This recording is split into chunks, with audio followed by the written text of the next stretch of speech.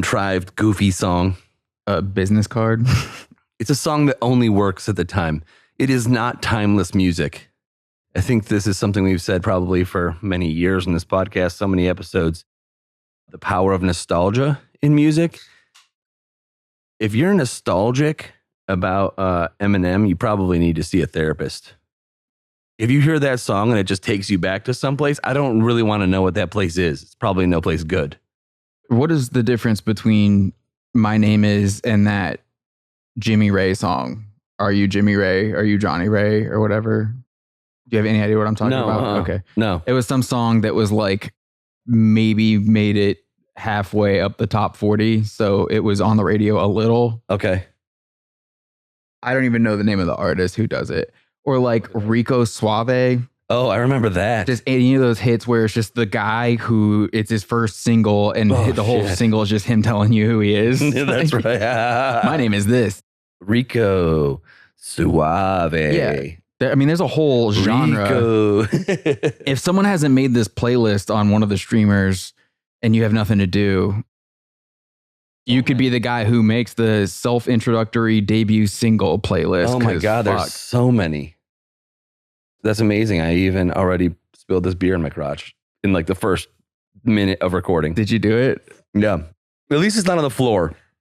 This time it was just straight up in my crotch. So I do think that that observation has been made on the podcast before about how you always spill your drink. So I'm glad Listen, you take me to a Mexican restaurant, I spill cheese dip on my shirt about 9 out of 10 times. Something is wrong with me. Something is wrong. How are you an adult? I don't know. I am not an adult. I don't want to grow up. All right, this might be the first time we've ever said this straight from the jump, but I want to be sure everyone knows what they're in for here. This is going to be a series of episodes about Eminem. We are not just doing one episode on Eminem because there's way too much to talk about. This podcast is basically going to turn into an Eminem hate fest for a while. A couple hours of your time. Hope you enjoy it. Our goal is to have Eminem write an entire album about us, not just like a diss track, like a diss album or an EP, 4 solid songs. This is going to be one of those things where everyone thinks that it's going to be hilarious, and it is going to be very funny, and it gets funnier and funnier and funnier. And then at the end, there's just this drop of depressing information that you're not going to be able to forget. So Don't say I didn't warn you.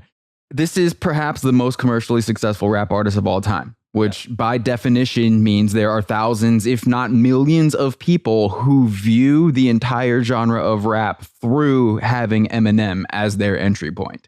That's just a fact. Like whatever you think about that, that is a fact. If Eminem is your entry to rap, your view of what rap is so fucked. And that's the way it is for a lot of people. I don't know if you have ever gone on any of the subreddits, for instance, not to pick on Reddit, but I'm gonna, just the subreddits that are like dedicated to rap. Go check out the comment section in any of those sometime, because it's people who are saying stuff that they think is the way things happened. That's so insane. Like, that's not how that goes, man. That's not what happened there. If somebody said Eminem was their favorite rapper, you could probably fill in the blank pretty well what they think hip hop or rap really is. Like, I'm going to assume the average run-of-the-mill Eminem fan wouldn't even know who like Nas was. It would be like in passing. They wouldn't necessarily have been like huge fans. They would have been like, oh yeah, Nas, I know who that is. Over the course of Eminem's career, countless idiots have somehow got the whole history of the genre twisted enough to believe that he is the best rapper who ever lived. This is a real thing. If you don't think that these people are out there, you have not looked. Mm-hmm. Oh, and evidently Eminem thinks it's a good idea to still be releasing new music, because he just announced an album that may already be out by the time we release this episode, but we're just going to go ahead and let this one fly because there's no chance there's anything on that album that negates any of the shit that we're going to say. It's an album in like a documentary or another documentary or something, or some good. I feel like there's like some like video element. I don't think you should be allowed to call it a documentary if you're the subject of the documentary and the person paying for the documentary to be made. That's true. It's like writing your own biography. We like, gotta come up with a different, like even those, we don't just call it a biography if you're writing it. Right. We came up with a whole different word about that. Yeah. So is it auto documentary? That doesn't really work for me. Someone needs to figure this out though, because it's a pandemic right now of quote unquote documentaries being made by people who just want to fillet themselves. You stole my word. I literally was going to be like some self-filleting video about bullshit thing. Just spill your drink again? No, thankfully. This will be a deep history lesson. There's going to be a lot of homework assigned. A lot of genre tourists will be learning how much they do not know about rap. We have to go all the way back and forth over this entire career to lay out exactly what the fuck and why the fuck. And it's going to take a long fucking time, so we should probably... If Eminem is your favorite band, I think this is going to be really difficult for you. I think this might be a hard one, because I actually did also read on Reddit, someone said Eminem saved my life, and I immediately was like... Were you about to get hit by a bus and he jumped in front of it? Or what happened? What does that mean? Like, damn, your life must have been really rough. Did he save your life, or were you just looking for your life to be saved? Yeah. And you just latched onto this because the first time he just said, "Hi, my name is," you were just like, "Oh my God, my life is better." Well, I can save a lot of people a lot of time. We've done this long enough that we can safely and easily predict not only what comments we're going to get, but in what order. The earliest and largest wave of comments that's going to happen as soon as we announce the title of this episode is going to be a bunch of people saying Eminem can't suck because of how many albums he's sold. This is a rapper with 2 albums that are probably in the top 50 best-selling albums ever. That is quite an accomplishment of something. I'll give you that. The Marshall Mathers LP and the Eminem Show both went diamond just in the United States. And they sold a ton more around the world. Eminem is actually still way more popular in other countries than he is in the United States, by the way. A terrible litmus test for somebody's quality of music. The general public has absolutely shit taste in music, period. If anything, if you sell that many albums, it should be it should prove that you suck. It should actually be proof that you're terrible, because the general population who has the musical taste of a knuckle-dragging monkey, that's who's buying your stuff. Congratulations. You did it. You know, these are the same people that think that Forrest Gump is probably the greatest film ever made. I think at this point, we can say that most things that are extremely popular are very, very bad. And as a result, if you are extremely popular, the chances of you being very bad are quite high. And if you are still stupid enough to think that being popular means something is good, you're in luck. This is an entire podcast about how you're wrong. Pick an episode, press play. The walls will crumble. My response to how many copies the best-selling Eminem albums moved would be to ask how many copies the worst-selling Eminem albums moved. If his talent as a rapper is why those 2 albums sold as many copies as they did, what possible reason could there be for the rest of his albums not having anywhere near the same level of commercial success? Especially because the narrative that Eminem is the GOAT usually comes packaged with the idea that his best work came after those best-selling albums. Most of the people saying that Eminem's the best rapper of all time will tell you that they think he got even better way after 8 Mile and the peak of everyone loving Eminem. I guarantee if you ask the millions of individual people who bought the Marshall Mathers LP and the Eminem Show how many albums they think Eminem has released since those 2 albums, fewer than 5% are going to get anywhere close. I think only genuinely his hardcore fans, shaving their head and bleaching their hair type people, like only those people would know. A vast majority of people have no clue. You could give them a multiple choice with 4 different options, have one of them be correct, and you're still getting nowhere near a majority. The number of albums that this dude has released without anyone really giving a fuck is a lot. I think both of us pay, decently close attention to music as a whole, probably more than the average person out there. I did not realize also how many albums that he put out, and I pay attention. Nearly everyone stopped paying attention a long time ago for a very good reason, which is that's what always happens when some bullshit hype narrative runs its course and the actual music isn't there to back it up. Whatever was actually selling these albums went away, and then what you're left with is what was there. All the people go away. which mid-career, it was like, oh, there's no big other person on the song.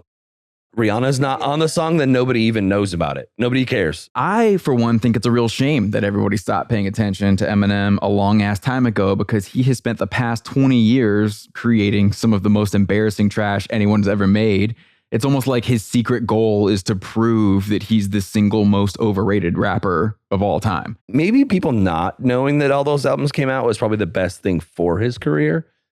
If everyone actually listened to him, we wouldn't be sitting here. Well, it certainly it makes the redemption cycle easier to pull off. You just come back. Everyone doesn't realize that you have been here the whole time trying to get their attention. But you just make the narrative a big comeback, which may be about what's to happen with the new. That's exactly what it is. It's Eminem's comeback, although he never went away. We're recording this in early May, by the way, just context for whatever happens between now and I feel like you just have to account for all possibilities anymore. The news cycle lately has been fucking bananas. And my guess is it's just going to be feature after feature. I wouldn't be shocked. Isn't it called Death to Slim Shady or something? Death of Slim Shady. So he's straight up putting Slim Shady in the title. They're definitely going for one last hurrah here. This is the last time around the merry-go-round, and they're going to try to cash in for all they can do. So expect every trick in the nostalgia narrative book. It's going to be a concept album where it starts off with songs that sounded like he did in the late 90s, early 2000s. And by the end of it, it's going to be the rebirth of Marshall Mathers or whatever the hell. How many song lyrics are going to reference AI? How many times is he going to make a real Slim Shady joke about how an algorithm can't replace him? Yeah. Is he going to rap against an AI version of himself? Oh, there you go. Like a Stan? Yes. The AI is the new Stan and it's going to kill him and replace him. And that's why Death to Slim Shady. What if I just spoiled this whole album 7 months before it comes out? And then there will be a Terminator reference in there for sure, or a robot. It'll be like AI, but it'll be like he has to fight his AI version. This is what's going to happen. That's probably going to be what's going to happen. Thankfully, we don't even need to talk about how Eminem got started because everyone has seen the factual documentary film 8 Mile. Mm-hmm. We do have to talk about Eminem's first album, though, because not only is it unbelievably bad, it is also, I think, the key to understanding everything about the guy. So there's this thing in rap many of you may not be familiar with. Probably some of you are. This was kind of an inside joke among rappers until it went pretty mainstream after Eminem used it in the Shady 2.0 cypher at the 2011 BET Awards. Then a few years after that, the YouTuber Filthy Frank, who I've never heard of. So if that's like the wrong adjective for that guy's that's name. Right. That's right. Okay. Yeah, that's right. Filthy Frank took it way over the top in the video Bad Internet Rappers. So now even clueless randos are using this term and misusing this term all the time. I am, of course, speaking on the spiritual, miracle, lyrical, individual phenomenon. For those of you who do not know, any combination of that phrase is used to refer to rappers who will reach for whatever word they can think of with the most syllables that fit the rhyme scheme, regardless of whether or not those words actually mean anything in the context of all the other words being used around it. If you've ever heard a rapper say a ton of stuff really fast, so you had the thought, holy shit, that's impressive that someone can say stuff that quickly, then you went and looked up what they were saying only to discover it was a bunch of nonsense that couldn't mean anything, even if your life depended on making it mean something. That was a lyrical miracle. You've been struck by a lyrical miracle. I love the idea of just using difficult words, long words, just to prove that you can do it or something like that. Like, it's just like, look at me. I can use all these words that don't actually fit. I don't want to listen to somebody just like play their guitar, like Dream Theater or fucking music. I don't want to listen to somebody just do something really quickly and fast and watch how hard it is to play these parts. It's not interesting. Yeah, you might as well just spend all day watching a YouTube video of a guy who realized that when he pull starts his mower, there's something wrong with the engine that makes it sound like it's cussing or something. Yeah. Just like, look how, like, how is it different? Look what I can do, everybody. If for some reason, some percentage of people out there are like, wow, that's just awesome. I'm going to listen to this in my car over and over and over again. The same year that Eminem used the phrase lyrical miracle on BET, there was the song Laced Chiba by Wu-Tang Clan, where Sean Price said, lyrical miracle spiritual rap dudes get smacked off their skateboard for not paying rap dues. That's a meaningful sentence if you're looking for one, by the way. Those lyrics mean something if you put them together. He's not saying that like if you ride a skateboard, you can't rap. He's referring to the intersection of lyrical miracles with what is commonly called backpack rap. Not all backpack rappers are lyrical miracles, but y'all know there's a problem in your scene. Perfect example would be, what's his name? Who's other white rapper that everyone hates on? J-Rock from Trailer Park Boys? No, that is funny. That's like the perfect example of a lyrical miracle in my mind. I can't even think of his name, but they were really good at jamming big words into rhyming sentences, I guess. Yeah, I mean, it's been a problem since the 80s. A lot of like first wave hip hop, a lot of it. Yeah, that's cool, man. We've never seen that before, so that's dope. But give it 20 years and what the fuck are you doing, man? Yeah. Like say some shit that means something. It's like the speed of Dream Theater. That's what makes people interested, is like, wow, look how fast they can play their instruments, with like the goofiness of the lyrics of Sigur Rós. Meaninglessness, but it sounds cool. I mean, it's exactly like that. If you think of words as Eminem's instrument, his guitar has about 50 bajillion more notes on it than anything that Yngwie Malmsteen has ever played. And he uses them to say this. Yeah. Awesome. The funniest thing about Eminem deciding to later make fun of lyrical miracles in his career is he began his career as an unfiltered, unadulterated, and undisguised example of a lyrical miracle. His first album is called Infinite. It is not on streaming services, perhaps because it's very embarrassing, but you can find it on YouTube and probably a ton of other places. Infinite by Eminem. You should not have to listen to very much of it before you realize, oh, this guy will say anything as long as the syllables rhyme. I think if you listen to it, most people would be like shocked that this dude somehow had a career past that. In the song Tonight, Eminem says, Eminem is headed skyward for those who thought that I would make you bored and treat you like a piece of plywood. So I'm sure if you go to Genius, there's someone breaking down how it's very clever that he says plywood after saying board, because board is a homonym of board, like a piece of wood. A piece of wood, yeah. You can go back and apply all sorts of thoughts to it, but I don't think that should you? No, because you will have thought about it for longer than he thought about it before saying it. Make you bored and treat you like a piece of plywood. I've got lyrical capability all in me, with the agility to escape a killer bee colony. So get your cameras and capture how miraculous I rap for all you Draculas. Wait, is he talking about the Wu-Tang Clan? I don't think so. Is there killer bees? Can't imagine that he was like, I'm going to take on the entire Wu-Tang Clan on my first album. That would be, picking a fight with Wu-Tang right off the rip would be completely insane. He called himself a lyrical miracle twice in a row, dead serious, clearly not a trace of irony involved at all. So you can't even get mad that we are calling Eminem a lyrical miracle because he called himself that. And then apparently forgot and decided to start making fun of lyrical miracles. Which is hilarious if you think about it. Logic, that was his name. Oh, okay. Logic was another lyrical miracle rapper that everyone became very popular. A lot of people hated. Mark said that. Whatever. Oh, he's whatever. Logic. I don't care about that. He'll get on Twitch and make fun of us or something. I don't care about what you say in this episode. I care about who's gonna care about what you say in this episode, and I don't want them trying to talk to me. I'm trying to avoid that a lot, actually. When you zoom out to look at the Infinity album as a whole, that lack of focus gets way worse. On some of the songs, he's rapping about doing drugs. And then on other songs, he's rapping about how he doesn't do drugs anymore because he's a Christian. So he can't even come up with the cohesive identity for whoever he's supposed to be. He's just throwing shit at the wall and seeing what sticks. That's all it is. What do people want to listen to? Oh, I'm going to rap about this. Do you like that? Oh, you don't? Okay, cool. I'm going to rap about this. Do you like that? Oh, you like that? Okay, yeah. That's what I am. The only point he really comes back around to multiple times is rapping about being good at rapping, which that was already mega outdated at the time. Anyone who still wanted to sit and listen to albums made by people who rap about being good at rapping already had Run DMC albums. And Run DMC did this way better than Eminem. So Eminem flopped. I mean, I singled out Run DMC because they were amazing, but almost any rapper that you have heard of from prior to the year 1990 was better than Eminem at this old school OG style. Everybody.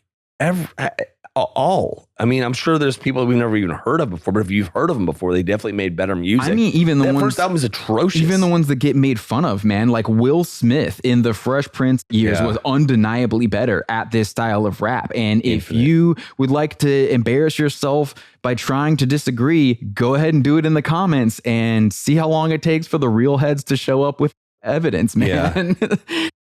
A lot of people like to dog on the Will Smith stuff, but at the end of the day, he was a better rapper than most rappers. Personality. Yes, it was something that you wanted to listen to. It was enjoyable. It wasn't just somebody grinding you with big words. There were a lot of music critics who said early Eminem sounded like Nas, but that's only because a song on Infinite straight up samples Nas. Oh my God. Yeah. If you said that, you said it to the, I'm from New York. If you said that to the wrong person, they'd probably punch you in the face. It's a super lazy comparison. It's not even really accurate. If you do want the direct source for 95% of Eminem's early style, go back and listen to Masta Ace. Again, don't embarrass yourself by looking up Masta Ace on Spotify, then coming back here to say he didn't come out until 2001. Not all the music that matters is on your little internet toys. Ace was prominent in the 1980s, and his first solo album came out in the year 1990.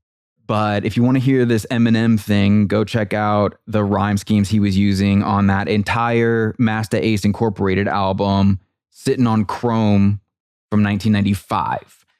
That's Masta Ace at this same time period that Eminem is doing this. Also, for all you youngins, pre-internet, people actually like passed around CDs and mixtapes and all sorts of stuff. And there was like an entire underground world of music that was shared amongst each other, which obviously made it really easy for you to rip somebody off, because a lot of times you wouldn't even have ever discovered the source material because there was no mass distribution of it. Well, and then the thing about mixtapes is shit got mislabeled, or it wasn't labeled at all. Just someone gave you a tape. So you did not know the name of this person. And that meant that neither did anyone else in your area. So if you were trying to gain some clout for yourself, you would just pop off and bite someone else's style. Again, this is a foundational aspect of hip hop. That is the story of Rapper's Delight by the Sugar Hill Gang, is just stealing some shit that other people were doing and putting it on a record. Everyone thinks that you did that now. Yeah.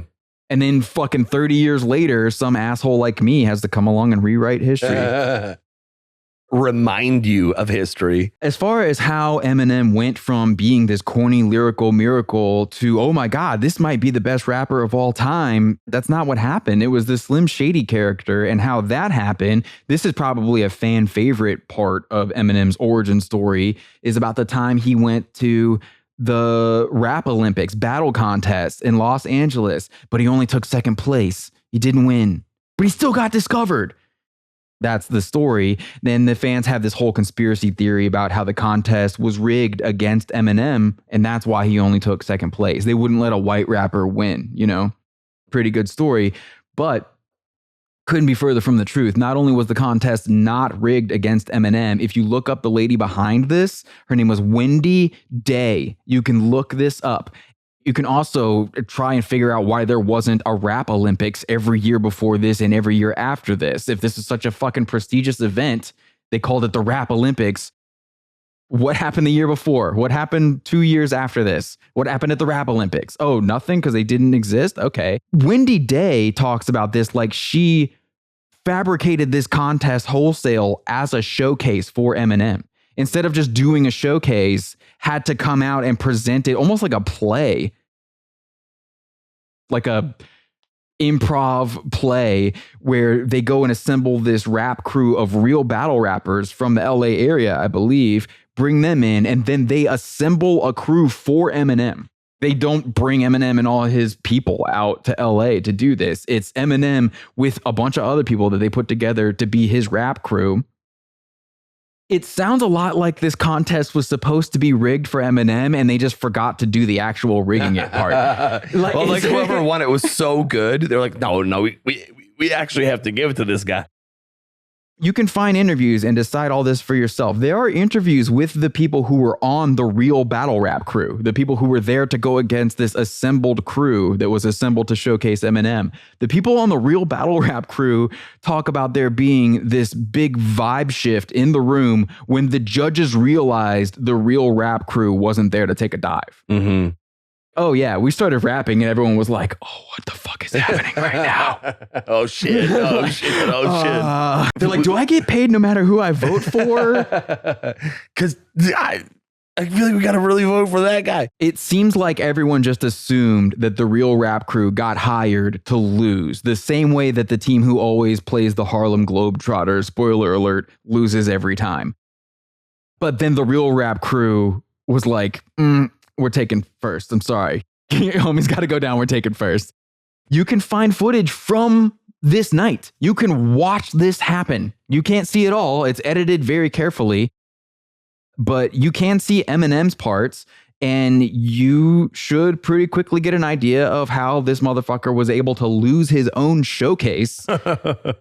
It is pretty bad. What you'll see is he does a lot of accusing the other rappers of writing their lines ahead of time for what's supposed to be a freestyle battle.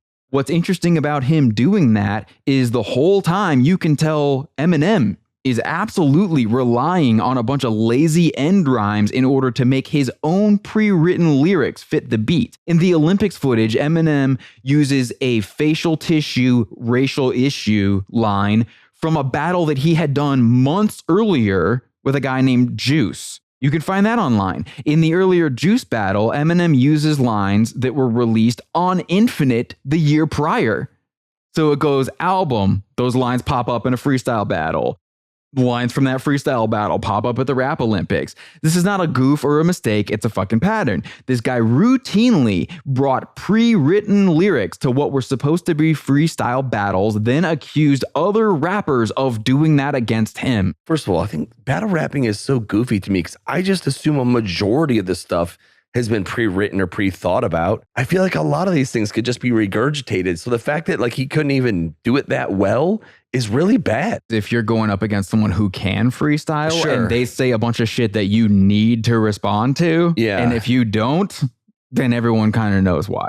They should be given a topic and they have to rap about the topic. Giraffes, go. Somehow incorporate the other person with the topic in the diss. Otherwise, I would just assume the majority of what was being said was already preconceived, unless the person is responding in tune to what is said to them. That is insane. Here's a question. Why does everyone make fun of improv theater kids and not freestyle battle rappers? Yeah.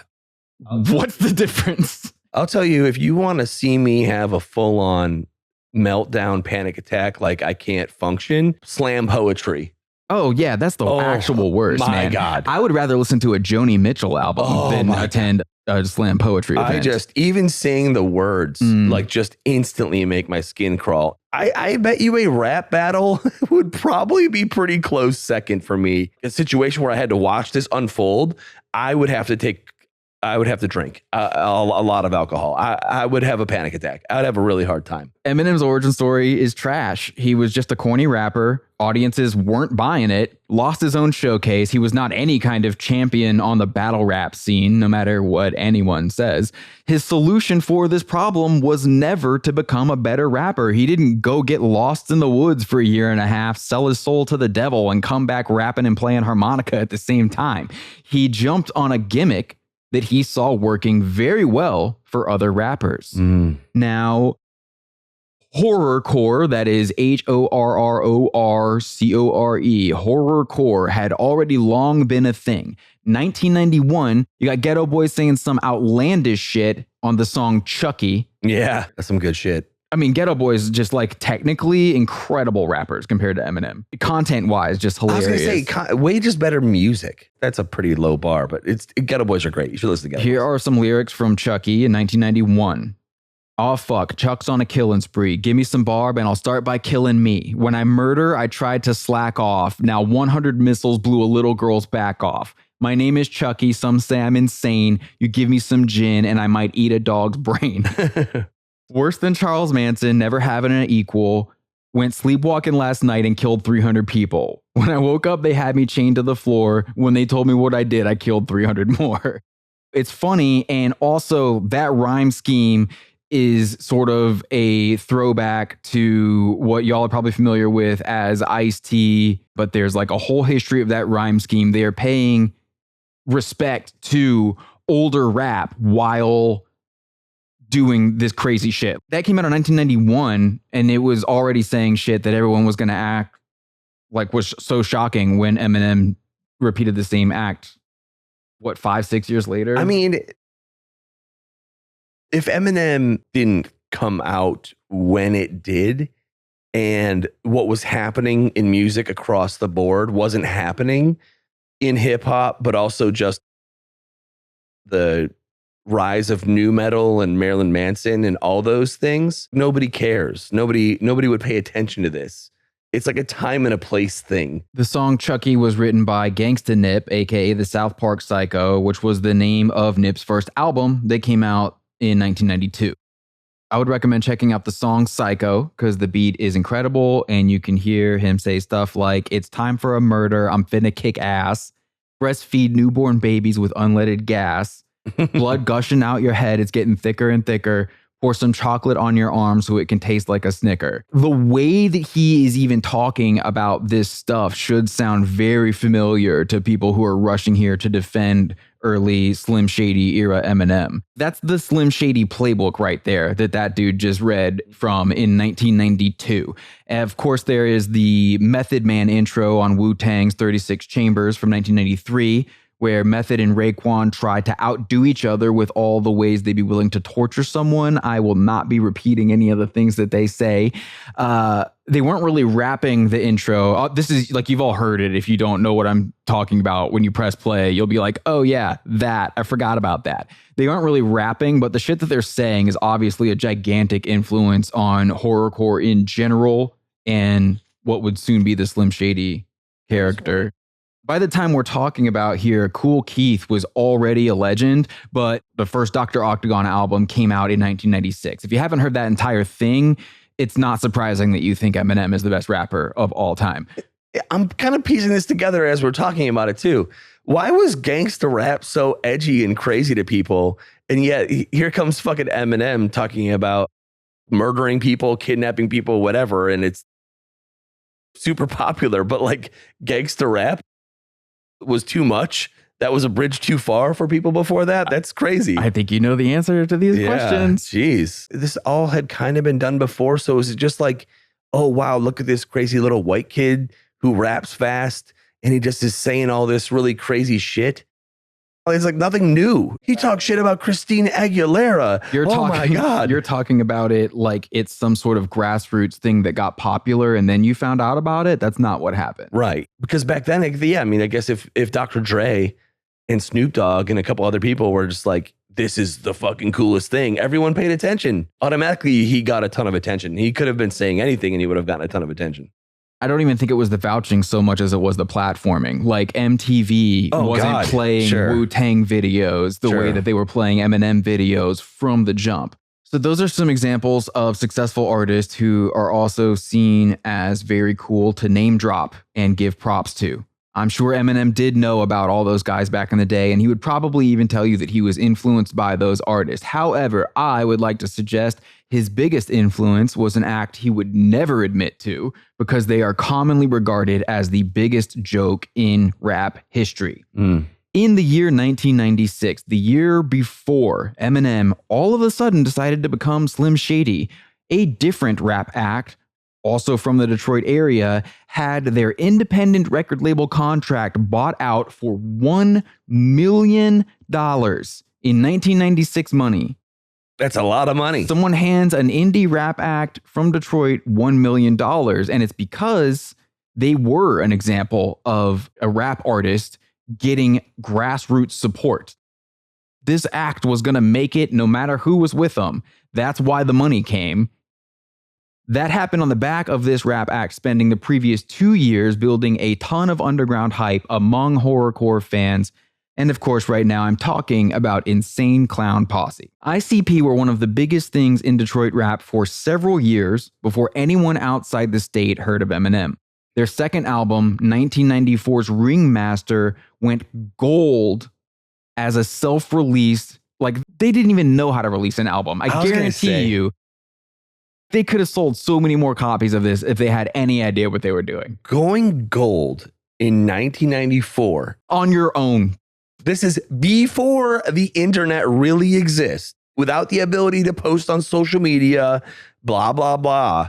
To sell that many albums is absolutely fucking sane. After releasing Ringmaster, ICP signed with a small indie label, but then almost immediately had that contract bought out for $1 million by a different bigger label, which I'm certain was the only thing anyone in the Detroit rap scene was talking about in the year 1996. Yeah. And the very next year, Eminem's broke unknown ass decides to become Slim Shady. Seems like if he was really influenced by all those cool artists from years earlier that we just talked about, he'd have done the Slim Shady thing a little earlier instead of making that bullshit first album. If he loved all this other stuff, what's with Infinite, man? Mm-hmm. Why is it only after you bomb doing your first thing and ICP gets a giant check, now you're Slim Shady? Got it.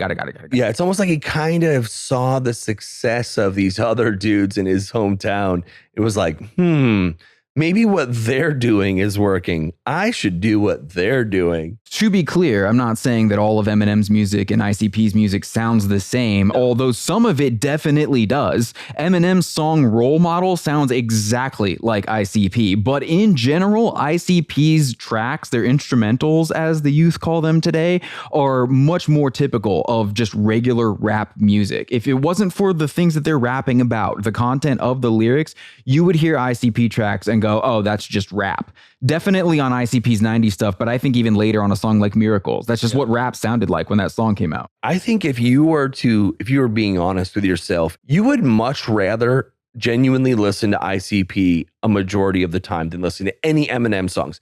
If you're going to the beach or you're going to a party, ICP actually makes music that you would want to listen to and have a good time and enjoy yourself and laugh and be like, holy shit, I can't believe he said that. That's wild. And a beat that actually maybe people dance to. I bet you people have actually gotten laid listening to ICP. I don't think that is true for Eminem. If you like rap and you've never listened to ICP because you thought it was just a meme or something, or you've only seen people making fun of it, you should listen to Carnival of Carnage because it is almost entirely not what you assume it would be based on the description. However, if a random person had the concept of ICP explained to them without hearing the music, it's these crazy clowns and they rap about killing people and doing all this insane shit, then that person heard an Eminem song for the first time out in the wild, they would absolutely think this must be that ICP thing my friend was talking about. Concept alone, if someone describes ICP to you and then you hear Eminem, you're going to go, oh, this has to be that ICP shit. Mm-hmm. And ICP will throw a circus music break into an interlude or in the middle of a song sometimes, like on The Juggler. But outside of those moments, the rest of their music is straight up rap. Conversely, the tracks on at least half of Eminem's biggest hits sound like circus music. Yeah, ICP had a shtick. That was their thing. You know what I mean?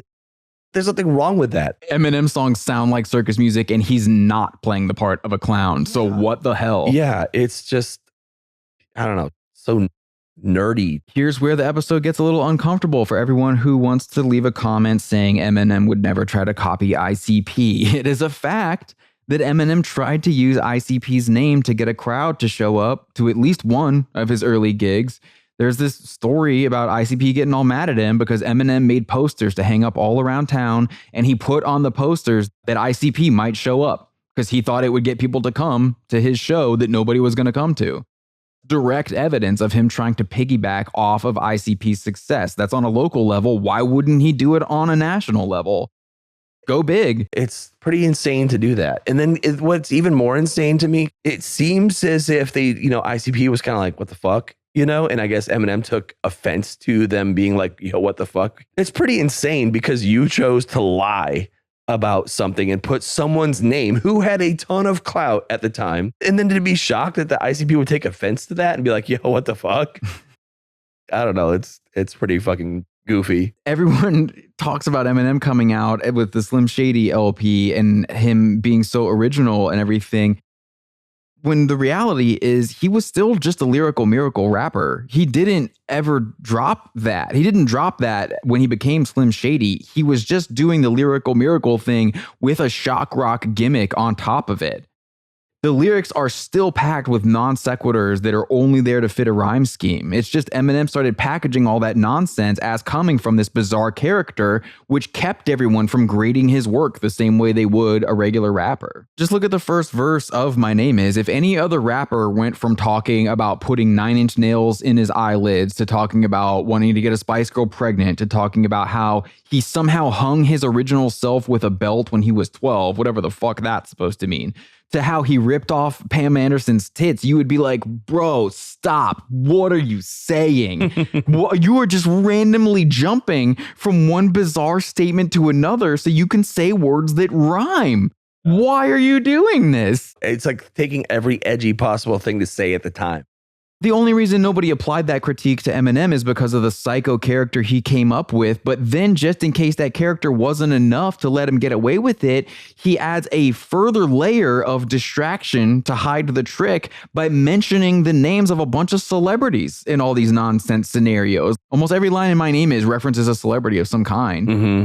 It's like, it's funny because none of this shit works anymore. In the world that we live in now in 2024, this shit doesn't work, doesn't matter. Nobody gives a shit. What could you possibly say now that anybody would even blink an eye? If this was just during the time of MTV could make your career. If you said crazy shit, MTV but still put you on, and that's what they did. They pushed Eminem to the forefront of everyone's brain. Even with all of that, he still almost wound up being a one-hit wonder. Nobody seems to remember this part, but it is not as though Eminem was such an amazing rapper that as soon as he got with Dr. Dre, he just started making hit records. Despite what most everyone listening to this probably thinks happened, My Name Is was not the first single released from the Slim Shady LP. The first song released as a single was Just Don't Give a Fuck. And if you don't remember that, it's because everyone did what Eminem told them to and just didn't give a fuck. The song is just some scatterbrained bullshit that thinks it's being edgy when all it's doing is a bunch of stuff that was already cliched at the time, already dead tired at the time, including Eminem being probably the 10,000th rapper to spit a line about how he'd knock you out like Mike Tyson. How many times have you heard a rapper say they'd knock you out like Mike Tyson? A bajillion? Well, that's in this song that is supposed to be so shocking to everyone. Practically a late 90s sicko wannabe update of an LL Cool J song from a full decade earlier called I'm Bad. And you should listen to that LL Cool J song because it's better. And it's one of a million reasons why nobody noticed Eminem when he released Just Don't Give a Fuck, because nothing about it was new. Mama Said Knock You Out. I mean, that the whole entire song's about fighting people and getting knocked out. Great song. It is a great song. And that's something that you would actually want to listen to. What do I want to listen to when I'm going to the beach with my girlfriend and other friends and we're going to have a good time? LL Cool J, absolutely I want to listen to for sure. Eminem, I absolutely do not want to listen to for sure. What's going to happen with Eminem is the same thing that happens with a lot of bands we talk about, is you'll press play on the playlist and it'll be maybe fun for nostalgic purposes to people who really liked it a long time ago for about 2 songs. And then after that, let's listen to something else. And then here's the other thing about My Name Is. When this song came out in January 1999 as the second single from the album, it was only a minor hit at radio. This is exploding brains who grew up watching this on MTV, but that's all you did was watch it on MTV. This was not a real hit. My Name Is only made it into the bottom half of the top 40, which is pretty typical of a novelty hit.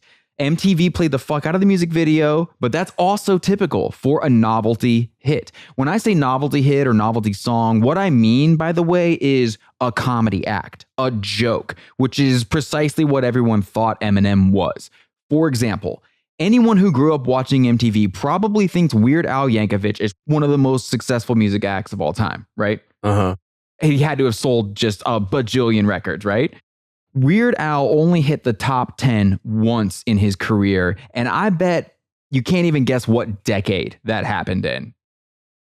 Probably the 80s? 2006, my man. Oh, shit, yeah. 2006. Weird Al hit the top 10 once, and it wasn't until 2006. Not a single Weird Al song that you remember from the 1980s or 1990s was ever a top 10 hit. Eat It was the only one that even came close. And that was with MTV playing the video like crazy. They played that Eat It video maybe only like half as much as they played the Eminem video, and probably way fewer people were watching MTV at the time, but they did play it all the time, and it still missed the top 10 as far as like let's chart a musical hit. It's kind of wild to think, because if you watched MTV at the time, you would think that Eminem was the biggest absolute thing on planet fucking Earth. They played the video multiple times a day. Yeah. But people who actually care about music didn't bite. People were watching this and laughing at it on TV, but they weren't like, fuck, I'm going to go get this single and bang it in my car all day. Definitely in the top 10 of TRL for probably a year straight or something crazy. Nobody bought the single. Nobody requested radio stations play it. It barely made the top 40. Before anyone thinks that they are smart enough to issue corrections on this, yes, My Name Is was eventually certified triple platinum as a quote unquote single, but check your facts. That only happened very recently. And when I say recently, I mean like a couple years ago, because they rewrote the algorithms to add streaming data, and it's nostalgia streams on Spotify and 90s music, one hit wonder playlist, whatever. The song was not even certified gold until the year 2018. So no, My Name Is did not come out and go fucking crazy as a single. It just didn't happen. That being said, getting a video played that often on MTV was still worth a certain number of sales. And the type of dumbasses who would go buy a whole album because they like a music video did go buy this album. We should do an episode on that exact thing. How many bands got absolutely fucking massive because they came out at a time when everyone bought your fucking album. If you had one song that was popular, that's all you needed to sell 5 million albums sometimes. So I don't have a whole list, but I did get one example because I knew that kids who weren't alive and don't remember this, someone's going to say, oh yeah, like who? Like Chumbawamba. Chumbawamba's album, Tub Thumping, went triple platinum within 1 year of release. Only in the United States, by the way. I'm not even counting sales outside of the US, but in the US alone, within 1 year of Chumbawamba's Tub Thumping coming out, they sold 3 million copies because of the only song that anyone even knows by Chumbawamba. Yeah.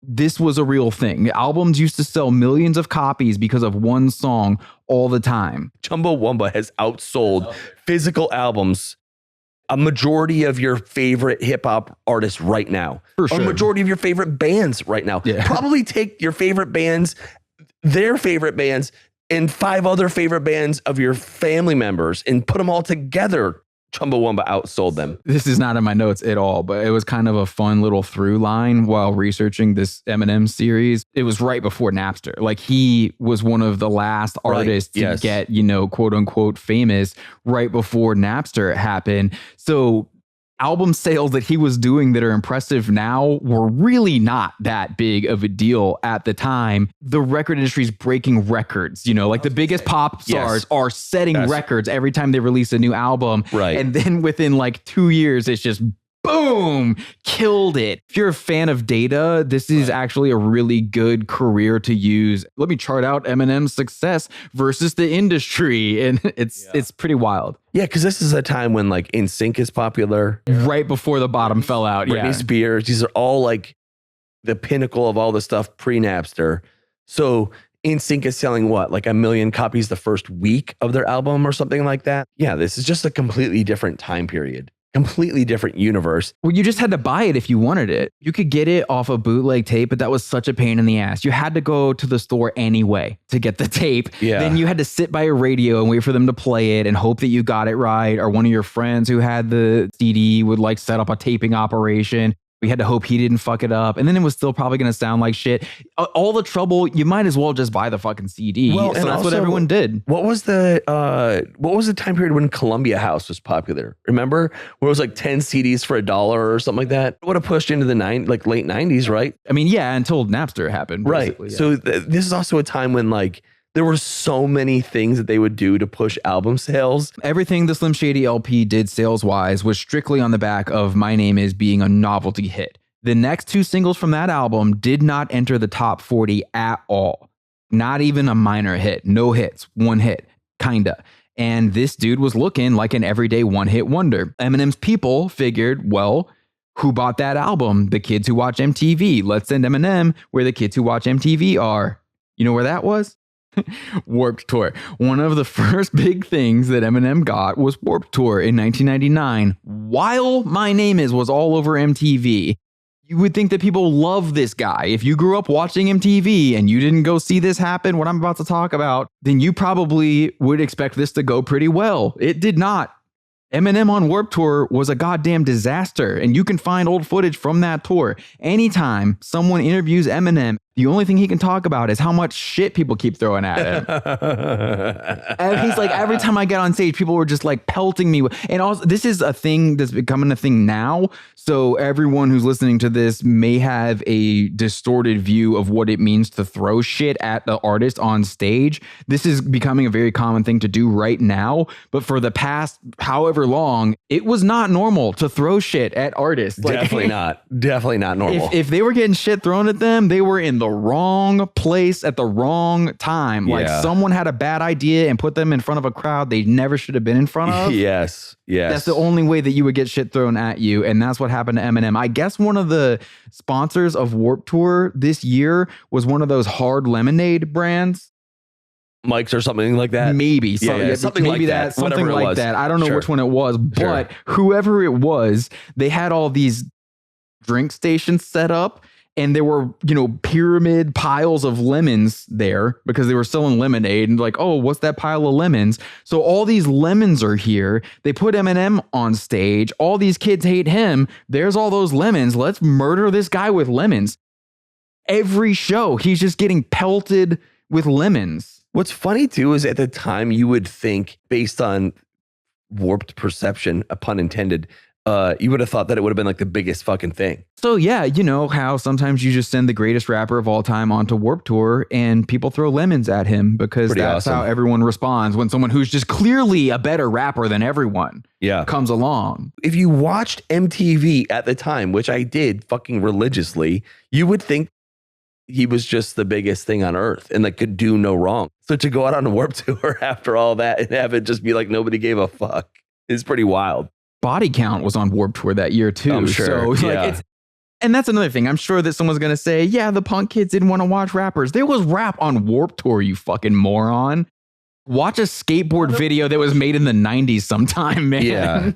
Yeah. There's always been some hip hop elements to Warped Tour way back. Ice-T has talked in interviews about how he remembers Eminem being on that Warped Tour. He was like, dude, if this kid can survive this, he can survive anything. They're coming for his ass on a daily basis. Did people really actually like him? Or was it one of those things that like, oh, he's starting to make money and he's becoming popular? People have to just be like, oh, he's great. He's so good, because that's what everyone fucking does. There's only a handful of people that would be like, oh, fuck that guy. I think that these kids genuinely did not like him. Which is great. That's what I love. That's what I'm saying. I wish more people, I guess, were just as open and honest about their feelings as the nice young people that go to Warped Tour. I think there were a lot of reasons why, though. I think he probably hadn't settled in fully to the idea that he was going to jump on this new character that he was doing. He probably hadn't really settled into that. He just had this idea. And just got this showcase, just got this record deal. And now I'm Slim Shady all of a sudden. And he's going out there trying to do a little tap dance thing, but he never went to dance school. He doesn't know what he's doing. He's trying to take shit from all these other directions and put it all together live. He's trying to do that in front of people, and it probably didn't go off very well. He probably wasn't great at this, And the other thing I think was probably a miss is a lot of his reference points, like pop culture reference points, other than My Name Is, which was clearly I'm going to watch MTV for an hour and I'm going to put everyone I see in a lyric. I was going to say that's what it was. Literally. It was just referencing everything that you would see. Even if he's talking about the president, if Kurt Loder comes on and does an MTV news segment and the president gets referenced, going to do that. This is literally, I'm writing lyrics that are what it's like to watch MTV for 3 days. That's the lyrics of that song. Aside from that, a lot of his pop culture references are really outdated. And his sense of humor even is very corny and of a previous generation, I would say. There's a song called As the World Turns. as a joke about soap operas on the Slim Shady LP. It's like, Mhm. dude, if you're coming out with this character that's supposed to be super shocking and edgy and you want all these kids to get on board, why do you even know what a soap opera is, man? Making fun of soap operas is not edgy, man. We all think soap operas are stupid, but why do you think that this matters? Now that you say this, maybe he has a weird obsession with TV. Didn't he have like a Max Headroom thing reference? That was way later, Rap God, yeah. Yeah, and like, but like there's just some weird obsession with TV. He's like that Jim Carrey character from what was that movie? Where Cable Guy. Cable Guy, where everything in his life is just based on television. In the next installment of this series, we will talk about why Eminem's people were trying so hard to sell him to the young teenagers on Warped Tour. There is a very good reason that this was even a thing that they attempted. It is probably a bit different than what you're assuming. It's definitely a different reason than the usual one. But when it comes to Eminem, it ends up being a lot more embarrassing. Also, if ICP is listening to this and wants to come on the podcast sometime, I don't think my couch is big enough, dude. we'd have to extend the couch. But imagine the four of us just sitting here. That'd be pretty sick. Oh, I can imagine it. They could, we could pick someone to roast. Didn't they like squash the beef? So now they're like good with Eminem. Yeah. now? I don't think they're gonna want to do Eminem, but maybe they would. Do you think they would do the outro if we were like, if your favorite band is Eminem? Shit, your favorite band sucks.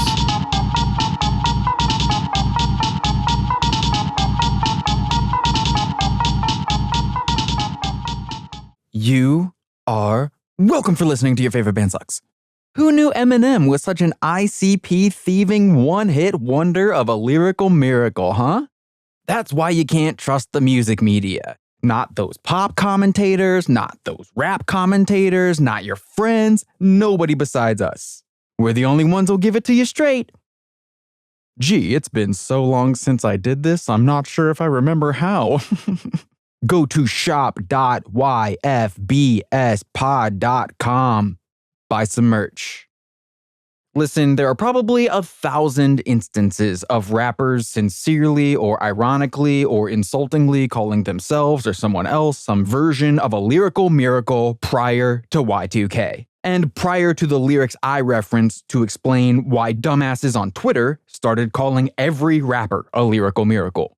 I don't need anyone to send in a goddamn list of a bunch of lyrics I already know about like you're making some kind of point.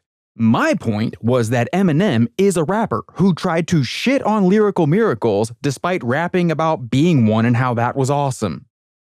It's hard for me to remember that when I'm talking to a bunch of Eminem fans, I need to explain everything. So if you don't know, the Ice-T track I was talking about is called 6 in the Morning. You should listen to it. I'm sure many of you will think it sounds a lot like NWA's Boys in the Hood, because it does, because both those songs are just different lyrics on top of Schoolie D's PSK, What Does It Mean?